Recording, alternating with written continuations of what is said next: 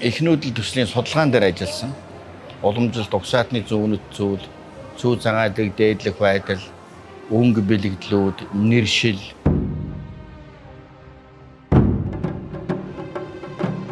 Энэ эхнүүдэл сүүний дээр бол Чингис хааны овгийн тамга буюу наран тамга төвшилсэн байна. Тэгэхээр Монголын улс орчны 85 дугаар зүйлд анх удаа сүм буюу сүү гэдэг үг гарахдаа Тэмүүшний аймыг аварч байгаа гардаг.